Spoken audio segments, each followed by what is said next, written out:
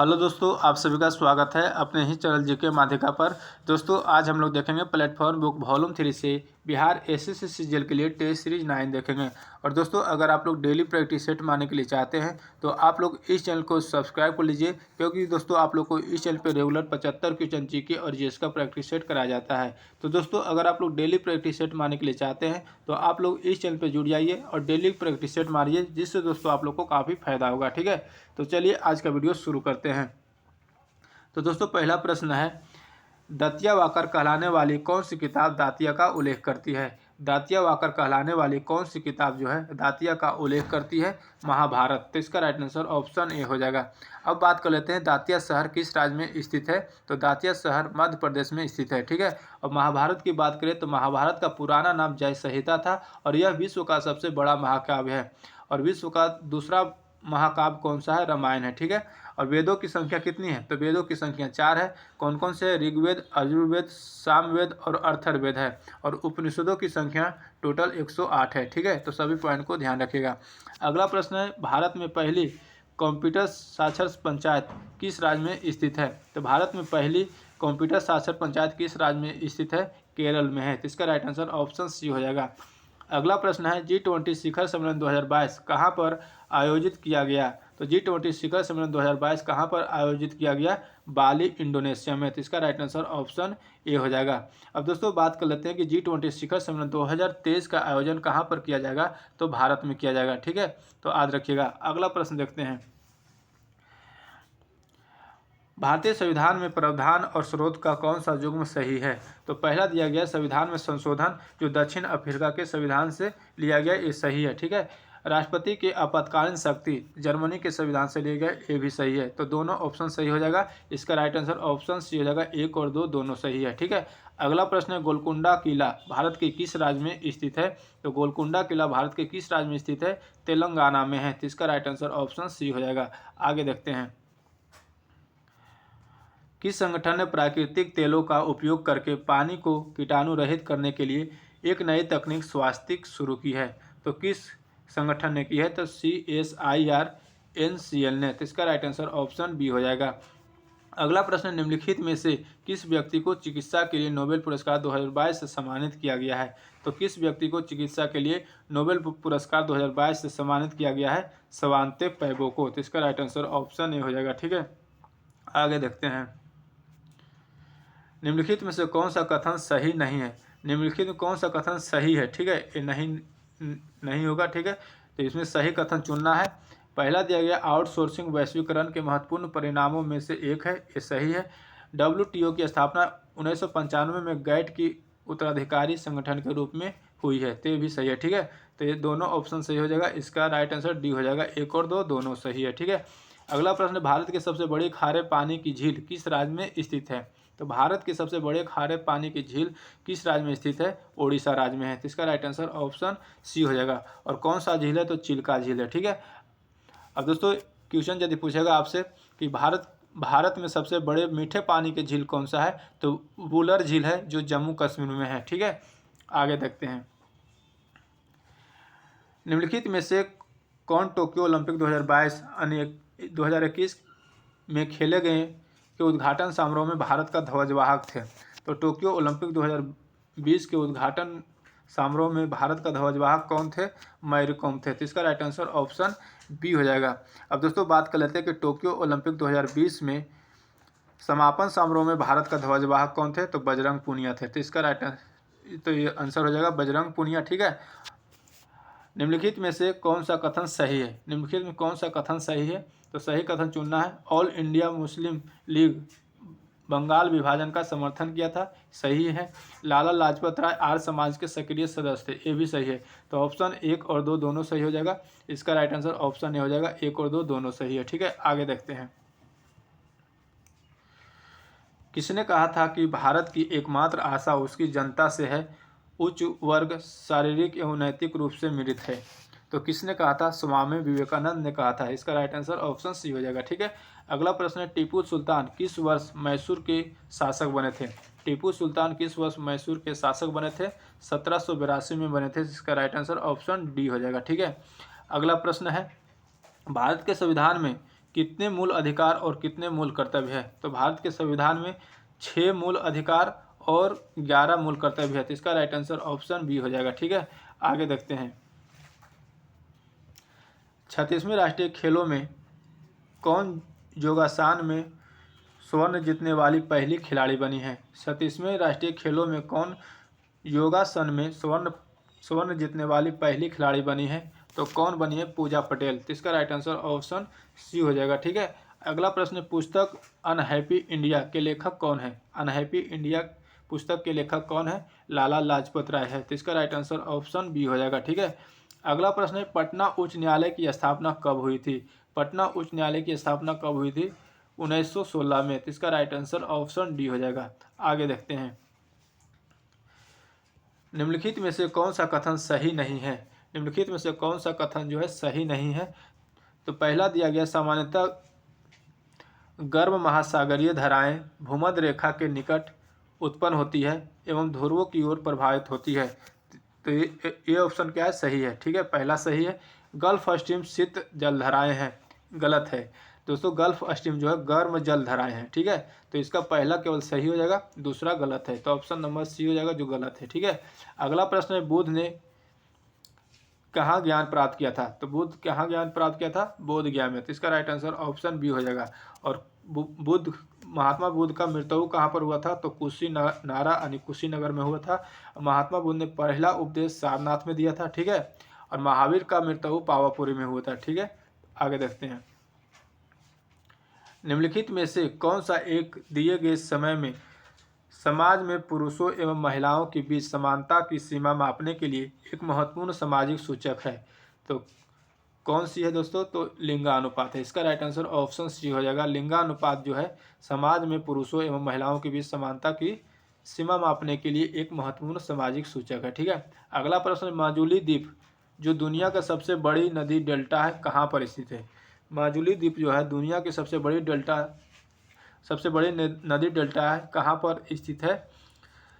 तो असम राज्य में स्थित है। इसका राइट आंसर ऑप्शन ए हो जाएगा। ठीक है, आगे देखते हैं, उरुग्वे राउंड अक्सर इन अंतर्राष्ट्रीय संगठनों के संदर्भ में सुना जाता है। उरुग्वे राउंड जो है अक्सर किन अंतर्राष्ट्रीय संगठनों के संदर्भ में सुने जाते हैं?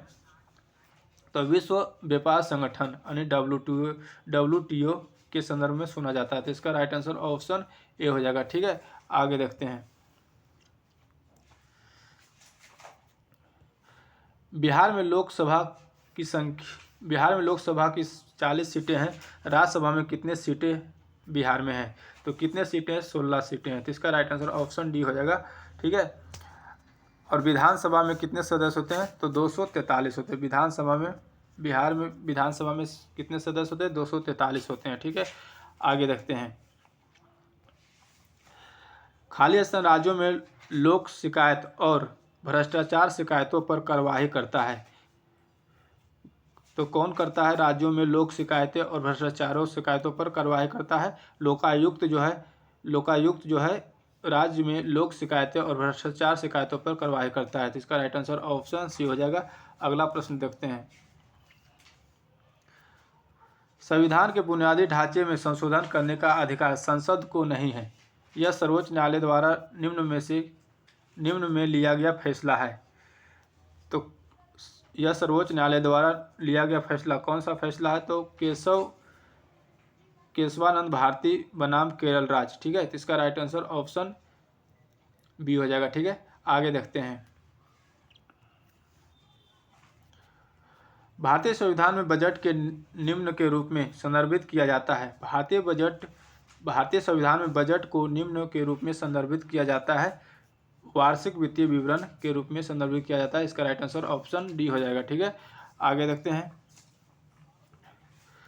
पंचायती राज संस्थाओं में महिलाओं के लिए आरक्षित स्थानों यानी सीटों के संदर्भ में निम्नलिखित में से कौन सा कथन सही है? तो कौन सा कथन सही है? पहला नंबर दिया गया है, इसका प्रावधान संविधान के अनुच्छेद 243 के डी यानी 3 में किया गया है। तो एक कथन जो है सही है। ठीक है, अगला दूसरा दिया गया है, यह आरक्षण अनुच्छेद 234 में विनिर्दिष्ट अवधि के समाप्ति के प्रभावी नहीं करता है। तो ये गलत है। ठीक है, तो ऑप्शन एक सही हो जाएगा केवल, तो ऑप्शन ए राइट आंसर हो जाएगा। ठीक है। अनुच्छेद 243 में दोस्तों अनुच्छेद 243 के अंतर्गत लोकसभा और राज्यसभा विधानसभाओं में अनुसूचित जातियों और अनुसूचित जनजातीय समुदाय से संबंधित आरक्षण का प्रावधान किया गया है। ठीक है। तो इसका राइट आंसर ऑप्शन ए हो जाएगा। आगे देखते हैं। केंद्रीय सत्कर्ता आयोग निम्न के द्वारा स्थापित किया गया है। केंद्रीय सत्कर्ता आयोग निम्न के द्वारा स्थापित किया गया है, तो किसके द्वारा स्थापित किया है? भारत सरकार द्वारा। इसका राइट आंसर ऑप्शन बी हो जाएगा। ठीक है। आगे देखते हैं। 1809 में स्थापित लोकपाल संस्थान बनाने वाले पहला देश कौन सा है? तो 1809 में स्थापित लोकपाल संस्थान बनाने वाले पहला देश कौन सा है? स्वीडन है। तो इसका राइट आंसर ऑप्शन सी हो जाएगा। ठीक है। आगे देखते हैं। महाद्वीपीय या द्वीप किनारों पर निर्मित होने वाली प्रवाल भित्तियां को क्या कहा जाता है? महाद्वीपीय या द्वीपीय किनारों पर निर्मित होने वाली प्रवाल भित्तियां को क्या कहा जाता है? तटीय प्रवाल भित्ति कहा जाता है। तो इसका राइट आंसर ऑप्शन ए हो जाएगा। अगला प्रश्न है, महाराष्ट्र गुजरात सीमांत क्षेत्रों के आदिवासियों के बीच लोकप्रिय चित्रकला शैली को क्या कहा जाता है? तो लोकप्रिय चित्रकला शैली को क्या कहा जाता है? वर्ली भित्ति चित्रकला। तो इसका राइट आंसर ऑप्शन डी हो जाएगा। ठीक है। आगे देखते हैं। क्वेश्चन ने महानगर योजना समिति का प्रावधान किस अनुच्छेद के तहत किया गया है? महानगर योजना समिति का प्रावधान किस अनुच्छेद के तहत किया गया है? तो अनुच्छेद 243 के जेड.ई। तो इसका राइट आंसर ऑप्शन सी हो जाएगा। ठीक है। अगला प्रश्न, ऑर्डर ऑफ ऑस्ट्रेलिया सम्मान प्राप्त करने वाले एकमात्र भारतीय खिलाड़ी है। तो कौन से एकमात्र भारतीय खिलाड़ी जो है ऑर्डर ऑफ ऑस्ट्रेलिया सम्मान प्राप्त किए हैं? तो सचिन तेंदुलकर। इसका राइट आंसर ऑप्शन ए हो जाएगा। ठीक है। आगे देखते हैं।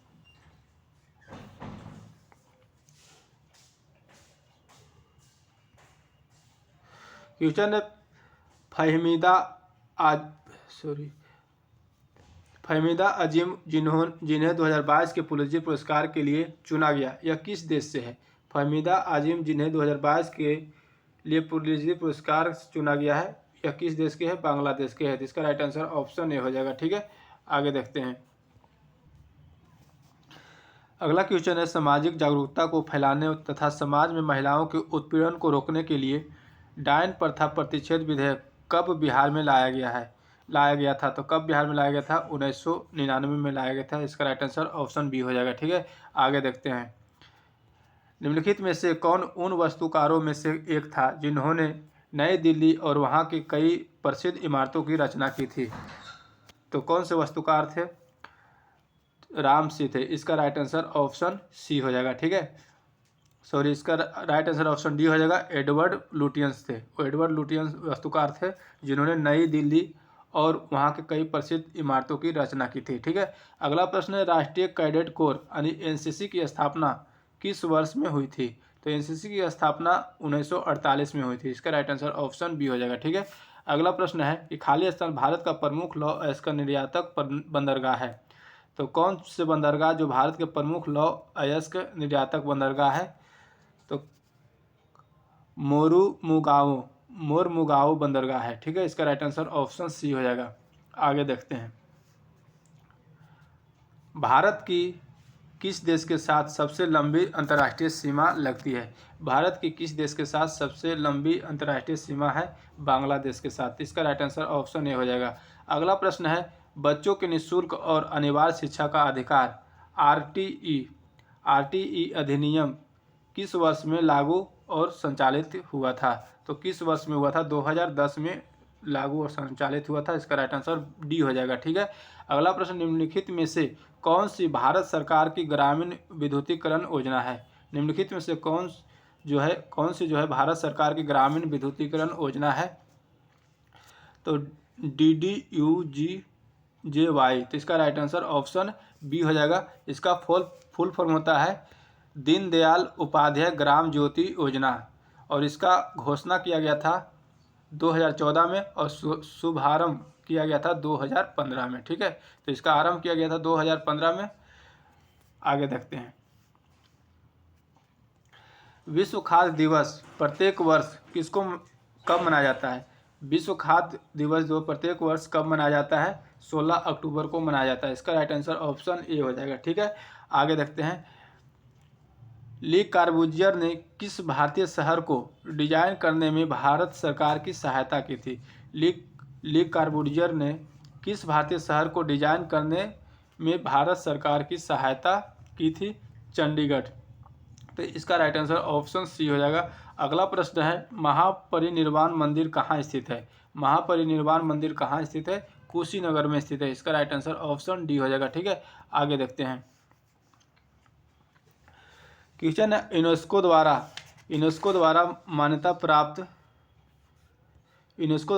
प्राप्त मानवता में मौखिक एवं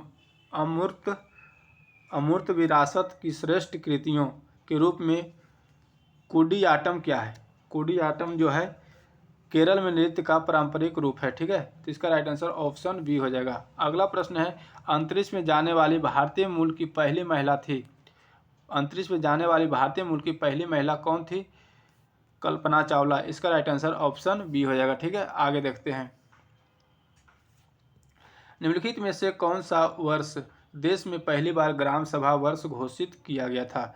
तो कौन सा वर्ष देश में पहला बार ग्राम सभा का वर्ष घोषित किया गया था? 2009-10 में। तो इसका राइट आंसर ऑप्शन डी हो जाएगा। अगला प्रश्न है, DRDA का पूर्ण रूप क्या है? DRDA का पूर्ण रूप है डिस्ट्रिक्ट रूरल डेवलपमेंट एजेंसी। तो इसका राइट आंसर ऑप्शन ए हो जाएगा। ठीक है, अगला प्रश्न है कि राष्ट्रीय बीमा निगम को किस वर्ष में स्थापित किया गया था? राष्ट्रीय बीज निगम को किस वर्ष स्थापित किया गया था? तो 1963 में किया गया था। इसका राइट आंसर ऑप्शन सी हो जाएगा। ठीक है, आगे देखते हैं। जिला पंचायत स्तर पर पदेन सदस्य कौन है? जिला पंचायत स्तर पर पदेन सदस्य कौन है? विधायक और संसद दोनों है। तो इसका राइट आंसर ऑप्शन डी हो जाएगा। ठीक है, अगला प्रश्न है, वर्टिब्रेटा को कितने वर्गों में विभाजित किया गया है? तो वर्टिब्रेटा को 6 वर्गों में विभाजित किया गया है। इसका राइट आंसर ऑप्शन बी हो जाएगा। ठीक है, अगला प्रश्न, निम्नलिखित में से कौन आयोडीन तथा पोटेशियम का प्रचुर स्रोत है? निम्नलिखित में से कौन जो है आयोडीन तथा पोटेशियम का प्रचुर स्रोत है? केल्प जो है आयोडीन तथा पोटेशियम का प्रचुर स्रोत है। ठीक है, आगे देखते हैं। मुख की गुहिकाएं, रक्त वाहिकाएं, हृदय इत्यादि निम्न के साथ रेखित किए जाते हैं। किसके साथ रेखित किए जाते हैं?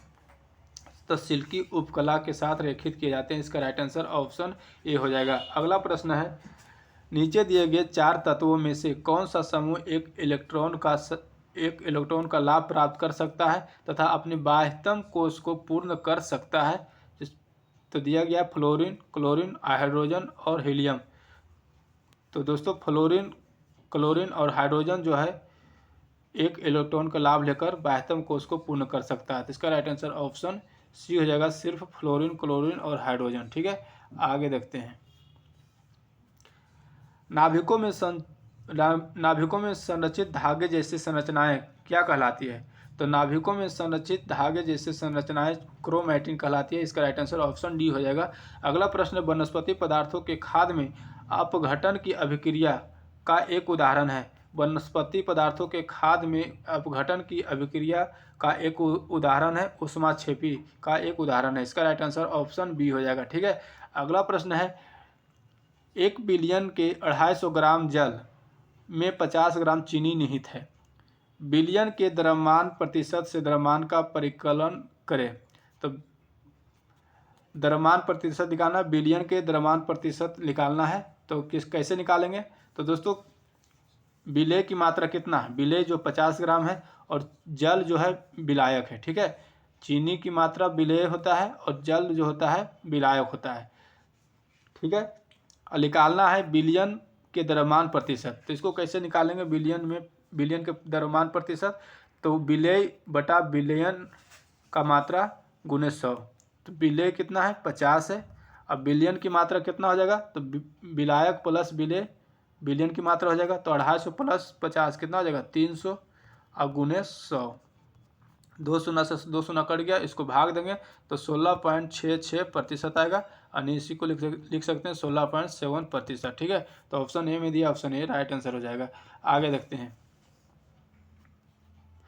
पृथ्वी पर आदमी द्वारा लगाया गया दाब न्यूनतम होता है जब वह पृथ्वी पर आदमी द्वारा लगाया गया दाब न्यूनतम होता है जब वह नींद की स्थिति में लेटता है। तो इसका राइट आंसर ऑप्शन बी हो जाएगा। ठीक है, आगे देखते हैं। आनुवांशिकता की इकाइयाँ हैं। आनुवांशिकता की इकाइयाँ जीन है। तो इसका राइट आंसर ऑप्शन बी हो जाएगा। अगला प्रश्न, निम्नलिखित में से कौन विद्युत धारा प्रवाहित होने की अनुमति नहीं देता है? निम्नलिखित में से कौन जो है विद्युत धारा प्रवाहित होने की अनुमति नहीं देता है? अशुद्ध जल नहीं देता है। तो इसका राइट आंसर ऑप्शन डी हो जाएगा।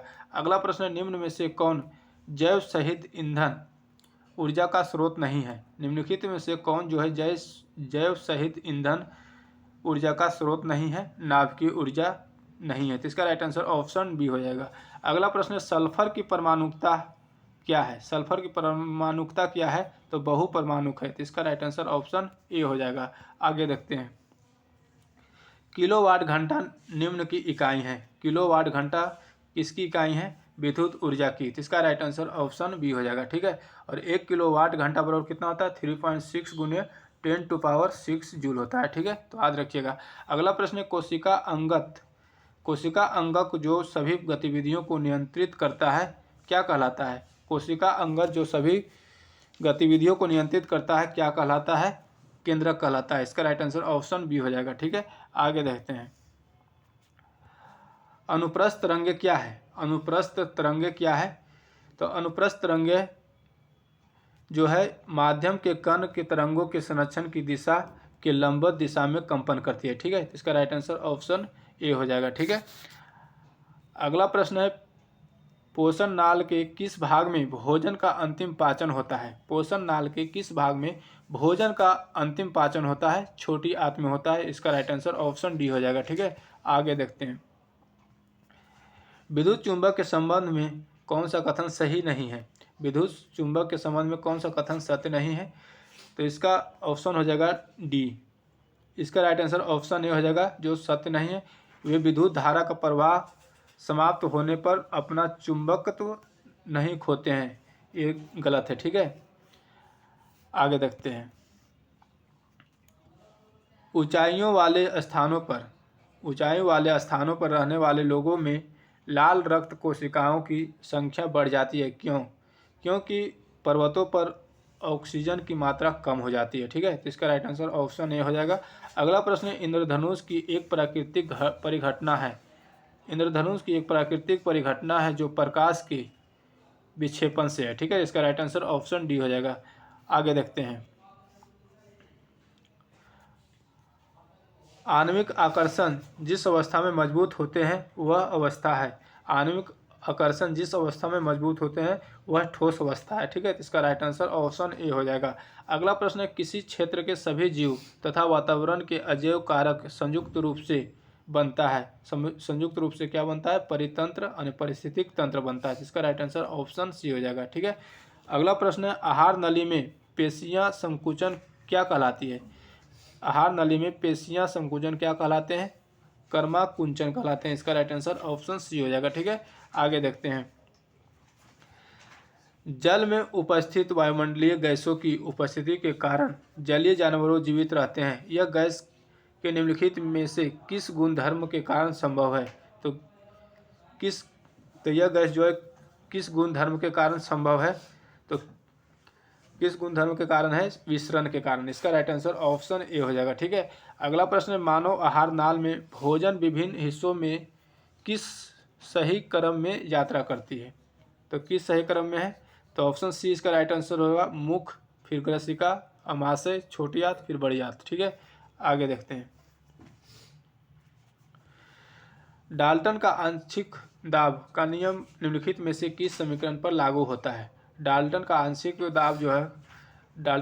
दाब का नियम जो निम्नलिखित में से किस समीकरण पर लागू होता है? तो CO+H2। इसका राइट आंसर ऑप्शन डी हो जाएगा। ठीक है, तो दोस्तों आज का वीडियो यहीं तक रहने देते हैं, फिर मिलेंगे अगले वीडियो में नए सेट के साथ। अगर वीडियो अच्छा लगा तो लाइक करिएगा, चैनल पे नहीं तो चैनल को सब्सक्राइब करके बेल आइकन दबा लीजिएगा। जय हिंद।